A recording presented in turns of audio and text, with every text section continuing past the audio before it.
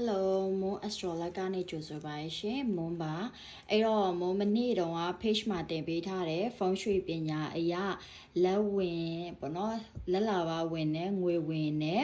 ကိုအတွက်ကိုစီးပွားရေးအခွင့်ကောင်းတွေအတွက် ritual လေးတင်ပေးမယ်လို့ပြောပြီးသားပေါ့နော်အဲ့တော့လိုအပ်တဲ့အရာတွေကတော့ဂျာလေးတွေပဲလိုပါတယ်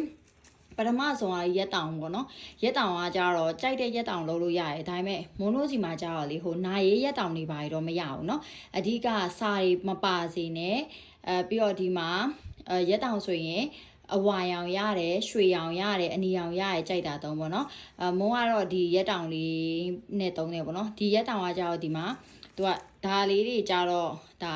ဟိုရွှေရောင်လိုအဝါရောင်လိုပေါ့နော်အနာကွက်ကလည်းအနီရောင်ဆိုတော့ perfect ပဲပေါ့နော်တကယ်လို့ကိုကအဲ့လိုမရှိဘူးဆိုလဲရက်တောင်ကိုအနီရွှေဟိုဟာကြိုက်တာနဲ့သုံးပေါ့နော်ဒါကတော့နံပါတ်1အချက်အနေနဲ့ဒီလိုနောက်တစ်ခုကတော့ပတ်စံလိုမယ်ပေါ့နော်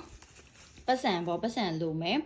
ပတ်စံကကြတော့ကြိုက်တဲ့ပတ်စံနော်ကြိုက်တဲ့ပတ်စံကိုရတယ်မွန်ကတော့ကြာတာပေးသမီးလည်းဖြစ်တယ်ငါးကနန်းလည်းကြိုက်တာဖြစ်တယ်ဆိုတော့မွန်ကတော့9000ပေါ့နော်အဲ့ဒါလေးနဲ့လုံးမှာဖြစ်ပါတယ်အဲ့တော့9000 1000 1000ကြိုက်တာယူလို့ရရင်เนาะတရွက်ပဲထားရမယ်တစ်ကနန်းရယ်9ကနန်းရယ်တွေကကြိုက်တဲ့ကနန်းကိုယူပေါ့เนาะဘယ်လိုလုပ်ရမှာလဲဆိုရင်မွန်ကဒီမှာလက်တစ်ဖက်ထဲနဲ့ရိုက်နေအောင်ဒီလိုမျိုးပေါ့เนาะဒီမှာတစ်ခါတည်းကတ်လိုက်ပါကိုယ်အနေနဲ့ရက်တောင်เนาะရက်တောင်ကိုဒီရက်တောင်မှာကြိုက်တဲ့ဘက်ကိုဒီပေါ့เนาะပတ်စံလေးကိုဖြန့်ပြီးကတ်မယ်ပေါ့เนาะဒီလိုလေးပေါ့နော်ပတ်စံကိုတခါလေးကတ်ပွားလို့ရှိရင်အဲ့ဒီရက်တောင်နဲ့ကိုဘက်ကိုခတ်ရမှာနော်ကိုဘက်ကိုဒီလိုမျိုးလေးခတ်ပေးနော်ခတ်ပေးရဲ့အခါမှာကိုကငွေဝင်လမ်းကြောင်းတွေဝင်လာပြီးစီးပွားရေးနဲ့ပတ်သက်လို့တိုးတက်အောင်မြင်ပြီးအဲ့လိုမျိုးလေးပြောပြီးနော်ဒါလောက်ရတာလဲလွယ်ကူတယ်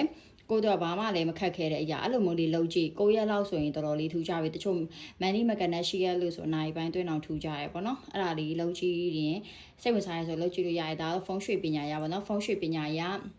ရက်တောင်မှတခါတည်းဒါဒီလိုမျိုးပေါ့နော်ကတ်မဲ့ပတ်စံနဲ့လက်ခေါ်တယ်ပေါ့နော်အဲ့လိုမျိုးလေးဖြစ်ပါတယ်ဘယ်ချိန်ဘယ်နေရာလို့မရှိဘူးဒါပေမဲ့ကိုကဟိုမတရက်လို့ရှင်တော့အရှိဘက်ရက်ကိုပဲမတရက်ပြီးနော်မနက်ပိုင်းနေအဲ့ရထပြီးရဲ့ချိန်နေ့ကင်းစိတ်ကြည်ရဲ့ချိန်လုပ်ပြီးနော်ညဘက်တော့မလုပ်နဲ့နော်အဲ့လိုမျိုးလေးလုပ်ပြီးရုံပါပဲနော်အဲ့တော့အားလုံးကြီးပွားတိုးတက်ချမ်းသာပါစေရှင်